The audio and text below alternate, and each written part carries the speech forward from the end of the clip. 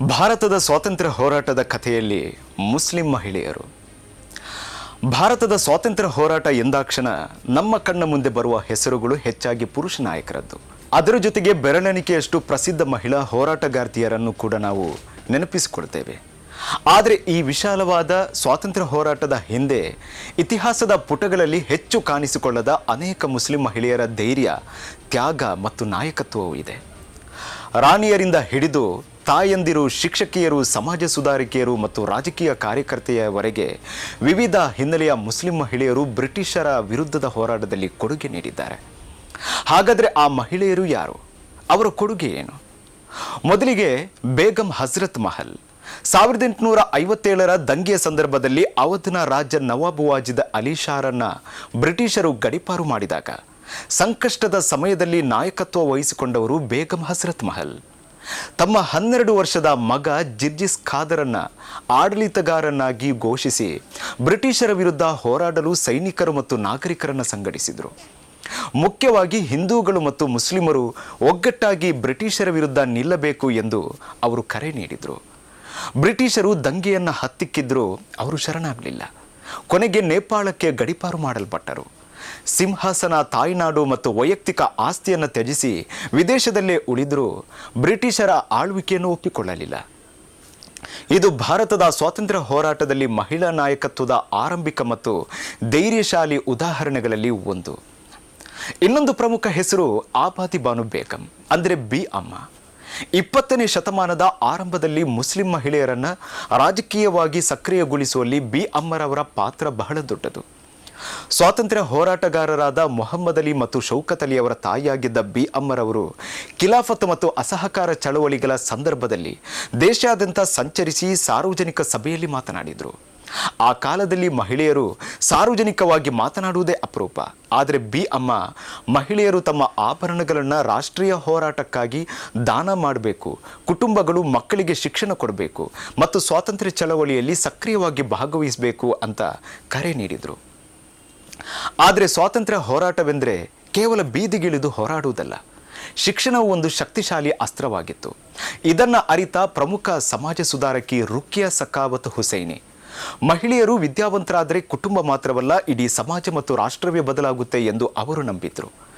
Muslim ಹೆಣ್ಣು ಮಕ್ಕಳಿಗಾಗಿ ಶಾಲೆಯನ್ನು ಸ್ಥಾಪಿಸುವುದು, ಮಹಿಳಾ ಶಿಕ್ಷಣವನ್ನು ಪ್ರೋತ್ಸಾಹಿಸುವುದು ಮತ್ತು ತಮ್ಮ ಬರಹಗಳ ಮೂಲಕ ಸಾಮಾಜಿಕ ಪೂರ್ವಾಗ್ರಹಗಳನ್ನು ಪ್ರಶ್ನಿಸುವುದು ಅವರ ಪ್ರಮುಖ ಕೆಲಸವಾಗಿತ್ತು. ಅವರ ಕಾರ್ಯ ಬಂಗಾಳದಲ್ಲಿ ಕೇಂದ್ರೀಕೃತವಾಗಿದ್ದರೂ ಅವರ ಪ್ರಭಾವ ವಿಶಾಲವಾಗಿತ್ತು. ಶಿಕ್ಷಣದ ಮೂಲಕ ಮಹಿಳೆಯರನ್ನು ಸಬಲೀಕರಣಗೊಳಿಸುವ ಮೂಲಕ ಮುಂದಿನ ಪೀಳಿಗೆಗಳು ಸಾರ್ವಜನಿಕ ಜೀವನದಲ್ಲಿ ಆತ್ಮವಿಶ್ವಾಸದಿಂದ ಭಾಗವಹಿಸುವಂತೆ ಅವರು ದಾರಿ ಮಾಡಿಕೊಟ್ಟರು.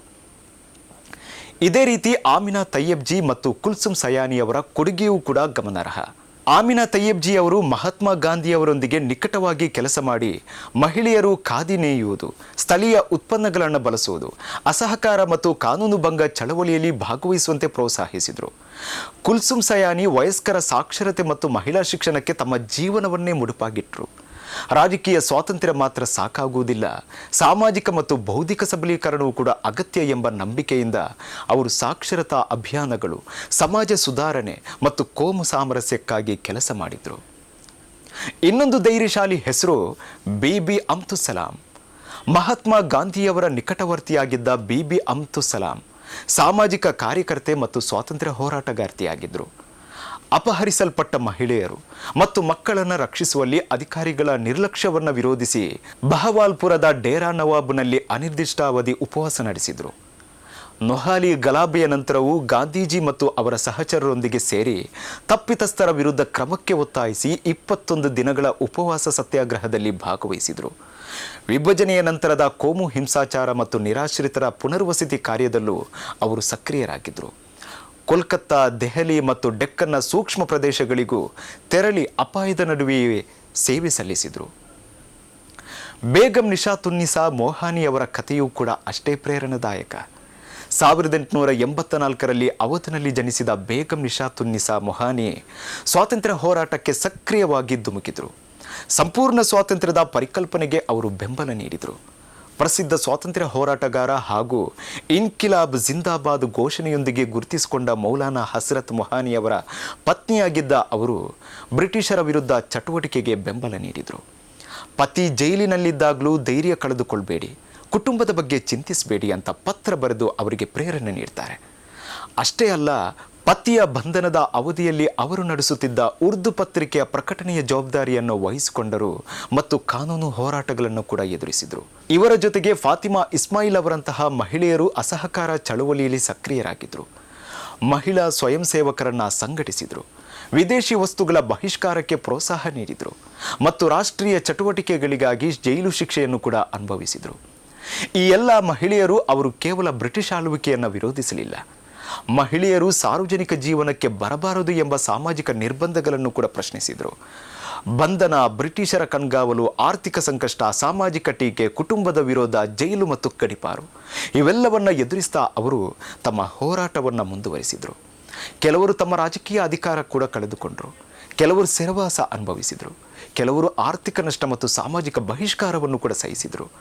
ಮತ್ತಷ್ಟು ಮಂದಿ ಶಿಕ್ಷಣ, ಸಾಕ್ಷರತೆ, ಮಹಿಳಾ ಸಬಲೀಕರಣ ಮತ್ತು ಕೋಮು ಸಾಮರಸ್ಯದ ಮೂಲಕ ಸ್ವಾತಂತ್ರ್ಯ ಹೋರಾಟದ ಸಾಮಾಜಿಕ ನೆಲೆಯನ್ನೇ ಬಲಪಡಿಸಿದರು.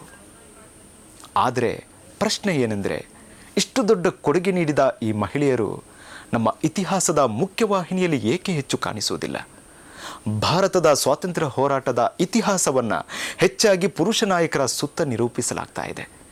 ಮಹಿಳೆಯರ ಕೊಡುಗೆಗಳಿಗೂ, ಅದರಲ್ಲೂ ಶಿಕ್ಷಣ, ಸಮಾಜ ಸುಧಾರಣೆ ಮತ್ತು ಸಮುದಾಯ ಸಂಘಟನೆಯಲ್ಲಿ ಕೆಲಸ ಮಾಡಿದ ಆ ಮಹಿಳೆಯರ ಕೊಡುಗೆಗಳಿಗೂ ತುಲನಾತ್ಮಕವಾಗಿ ಕಡಿಮೆ ಗಮನ ಸಿಗ್ತಾ ಹೋಯಿತು.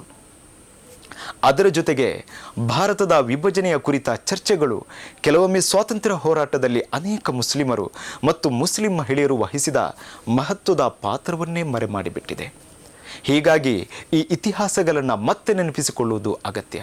ಯಾಕೆಂದರೆ ಭಾರತದ ಸ್ವಾತಂತ್ರ್ಯವೆಂಬುದು ಯಾವುದೋ ಒಂದು ಸಮುದಾಯದ ಕೊಡುಗೆಯಿಂದ ಮಾತ್ರ ಬಂದದ್ದಲ್ಲ. ಅದು ವಿವಿಧ ಧರ್ಮ, ಜಾತಿ, ವರ್ಗ ಮತ್ತು ಲಿಂಗದ ಜನರ ತ್ಯಾಗದಿಂದ ರೂಪುಗೊಂಡ ಸಾಮೂಹಿಕ ಹೋರಾಟ. ಇವರ ಕಥೆಗಳು ಕೇವಲ ಹಿಂದಿನ ಇತಿಹಾಸವಲ್ಲ, ಇವು ಇಂದಿನ ಪೀಳಿಗೆಗೆ ಒಂದು ಸಂದೇಶ.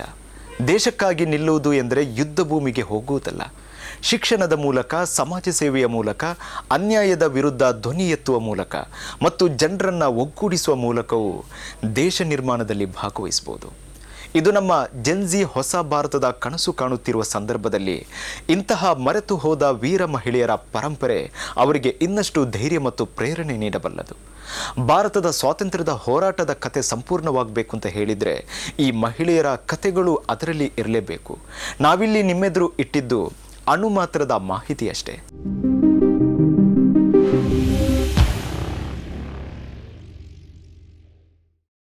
ಈ ಕಾರ್ಯಕ್ರಮದ ಪ್ರಾಯೋಜಕರು Gadiyar group of companies, specialised in piling and shoring, engineering consultancy, fire fighting, steel structures, real estate. Office SIT Tower, Silicon Oasis, Dubai, UAE.